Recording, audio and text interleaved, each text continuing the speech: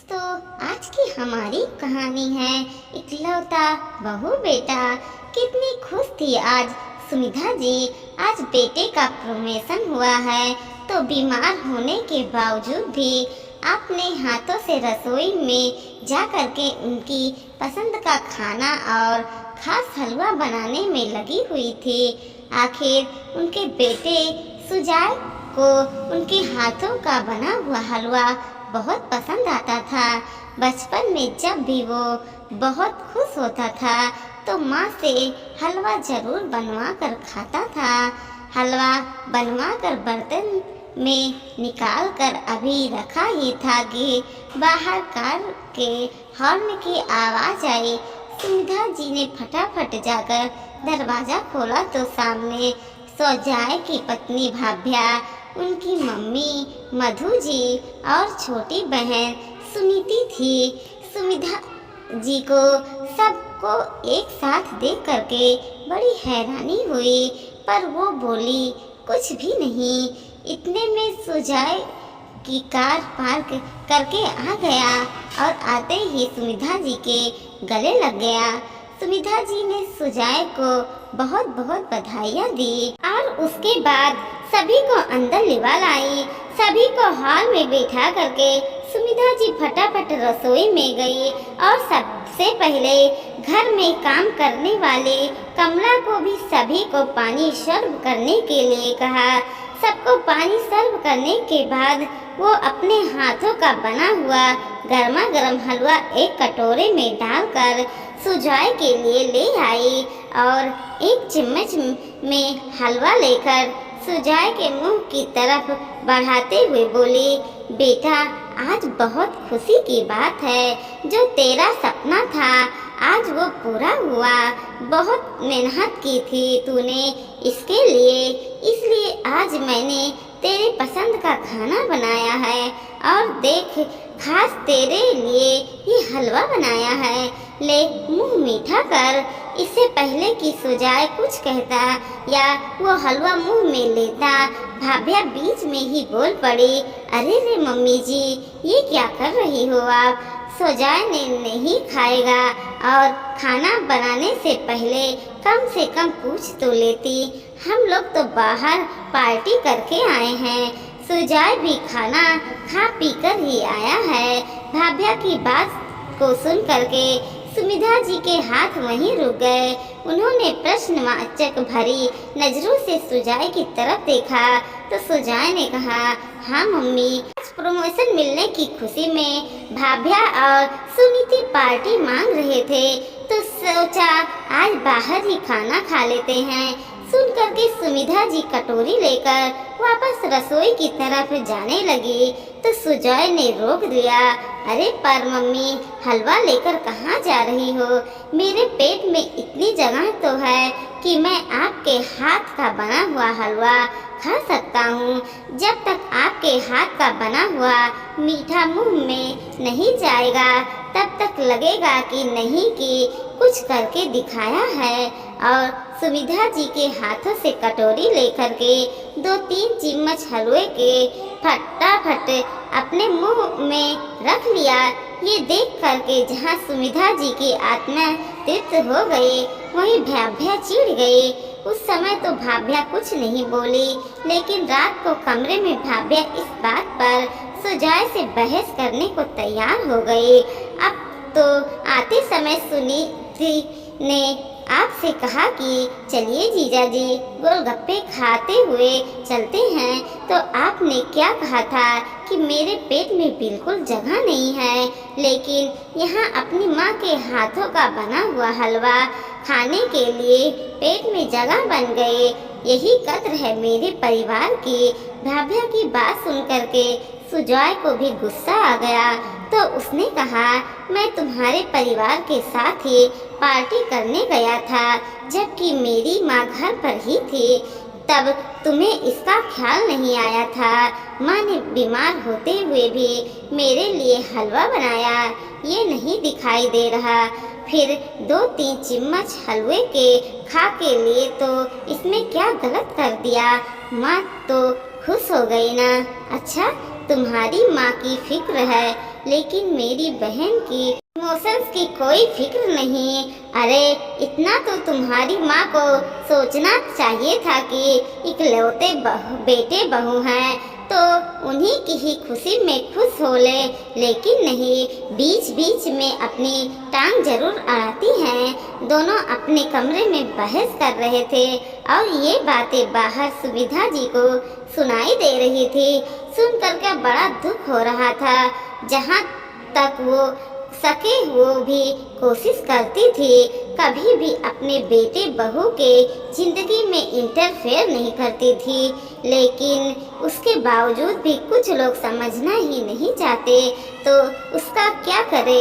इतना प्यार और अपनापन देने के बावजूद भी भाभ्या को हमेशा समस्या ही रही है। यहाँ तक कि समधन जी भी उसके साथ होती थी, लेकिन कभी अपनी बेटी को नहीं समझाती थी। जब भी कोई बात होती भाभ्या यही मुद्दा उठाती, इकलौते बेटे बहू हैं, कुछ तो माँ को भी ख्याल रखना चाहिए, हमारी खुशियों के बारे में तो सोचना चाहिए। पर नहीं, उन्हें तो खुद से ही फुर्सत नहीं। आए दिन बीमार का बहाना लेकर बैठी रहेंगी और फालतू के खर्चे करते रहेंगे। अभी पिछले महीने के ही बात है, भाभ्या ने घर पर ही किट्टी पार्टी ऑर्गेनाइज की थी। इसकी सारी सहेलियों को बुलाया था, पर उस दिन कमला के घर में जरूरी काम आ गया तो वो काम पर नहीं आ पाए। बस फिर क्या था, भाभ्या ने सुविधा जी को काम करने के लिए कह दिया। 2-3 लोगों का खाना बनाना अलग बात है, लेकिन इतने लोगों का नाश्ता आखिर उससे कैसे बनता, इसलिए उन्होंने कहा दिया, बहू नाश्ता बाहर से मंगवा लो, क्यों बेवजह परेशान होती हो। उनकी बात सुनकर के भाभ्या बोली, अरे मम्मी जी, मैं आपकी इकलौती बहू हूँ, क्या आप मेरी खुशी के लिए इतना भी नहीं कर सकती। आपके इकलौते बेटे की पत्नी की खुशी आपके लिए कोई मायने नहीं रखती। मेरी सहेलियाँ क्या बाहर का खाएंगी? नहीं नहीं, आपको तो खाना बनाना ही पड़ेगा। देख बहू, अभी मैं हाँ कर दूँ और फिर बीच में ही सब कुछ छोड़ दूँ, इससे तो अच्छा कि तू या तो बाहर तेरी किट्टी पार्टी ऑर्गेनाइज कर ले या फिर किसी महाराज को कह कर घर में खाना बनवा ले। इतने लोगों का खाना तो मुझसे नहीं बन पाएगा। जब सुविधा जी ने साफ साफ शब्दों में कह दिया तब भी भाभ्या बहुत नाराज हुई थी। हालांकि उसने अपनी किट्टी पार्टी बाहर रेस्टोरेंट में ऑर्गेनाइज कर ली, पर 3 दिन तक सुविधा जी से बात तक नहीं की। कुछ दिन बाद भाभ्या की किसी सहेली की शादी थी। उस दिन सुविधा जी की तबीयत सुबह से ही थोड़ी खराब थी। जब शाम को सुजय घर आया तो भाभ्या शादी में जाने को तैयार थी, तो सुजय ने कहा, अरे पर माँ की तबीयत खराब है, ऐसे में हम कैसे जा सकते हैं। भाभ्या जानबूझकर सुविधा जी को सुनाते हुए बोली, अरे थोड़े बहुत तबीयत खराब है, अभी फिलहाल तो सब ठीक लग रहा है, और वैसे भी कमला घर पर ही है, भला माँ जी अपने इकलौते बेटी बहू को क्यों रोकेंगी। आखिर उनकी इकलौती बहू की खुशी की बात जो है, आखिर सुविधा जी क्या कहती। उन्होंने सुजय को जाने के लिए कह दिया।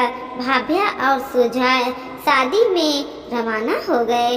वो लोग अभी शादी में पहुंचे ही थे कि आधे घंटे बाद ही घर में कमला का फोन आ गया कि सुविधा जी की तबीयत बहुत ज़्यादा बिगड़ गई है।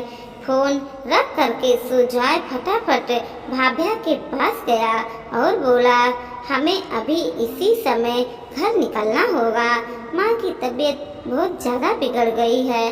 सुन करके भाभ्या का मुंह बन गया, लेकिन बोला भी क्या सकती थी, इसलिए सुजय के साथ रवाना हो गए। घर जाकर देखा तो सुमिधा जी अपने कमरे में निढाल सी पड़ी हुई थी।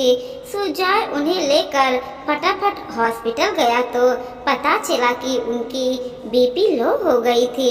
जब बीपी नॉर्मल हो गई तो 2 घंटे बाद हॉस्पिटल से डिस्चार्ज कर दिया गया। सुमिधा जी अब पहले से थोड़ी बेहतर थी। सुजॉय सहारा दे करके कमरे में लाया और लेटा दिया। इधर भाभ्या भरी बैठी थी। उसे तो ऐसा लग रहा था जैसे सुमिधा जी नाटक कर रही हो। भला 2 घंटे में ही कैसी तबीयत ठीक हो गई। अब वो इस बात का आर या पार का फैसला चाहती थी, पर सुजॉय के सामने नहीं। दूसरे दिन भी उसे सुबह से बस इसी बात का इंतजार था कि कब सुजॉय जाए और कब वो सुमिधा जी को 2 बात सुनाए। जब सुजॉय चला गया तो उसने यहाँ भी देखा कि वो ऑफिस गया है या आसपास ही।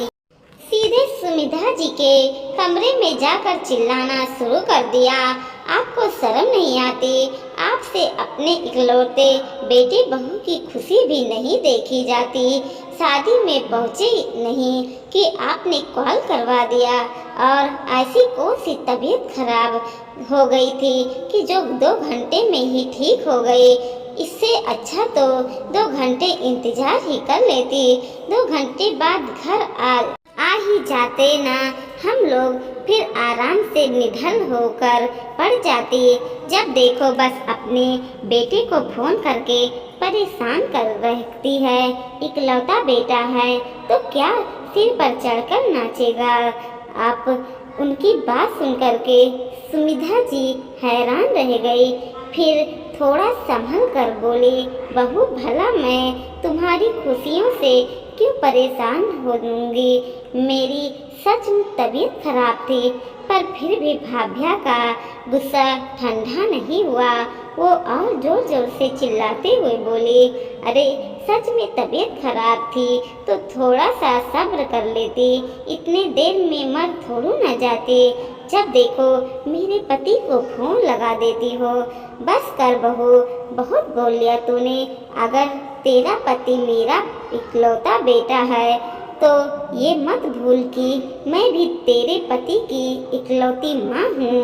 उससे नहीं बोलूँगी तो किससे बोलूँगी। देखती हूँ कि कैसे। अब ये तो शिक्षा रहेगा या फिर मेरा।